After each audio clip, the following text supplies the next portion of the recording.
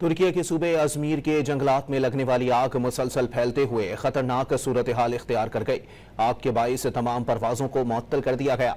हुकाम के मुताबिक सूबा अजमीर की जंगलात में लगी आग को बुझाने के लिए फायर ब्रिगेड और दीगर इदारों की कोशिशें जारी हैं।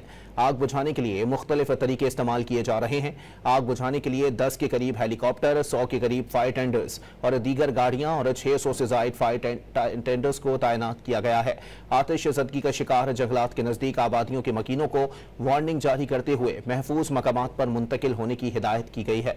हुकाम का कहना है कि आग बुझाने के इकदामात के बावजूद गर्मी और खुश्क हवाओं के बाइस आग मुसलसल फैल रही है। आग की शिद्दत इतनी है कि शोले आसमान छूते महसूस हो रहे हैं। शदीद आग के बाइस इलाकों में चारों तरफ धुएं के गहरे बादल छाए हुए हैं। फिजा में धुएं की शिद्दत के बाइस एयरपोर्ट्स पर परवाजों के टेक ऑफ और लैंडिंग में मुश्किलात का सामना करना पड़ रहा है, जिसकी वजह से तमाम मुल्की और बैनुल अक़वामी परवाजें मुअत्तल कर दी गई हैं। लंदन, डबलिन और ब्रसेल्स से जाने वाली परवाजें भी मुअत्तल हुई, जिनके बाइस मुसाफिर को मुश्किलात का सामना है।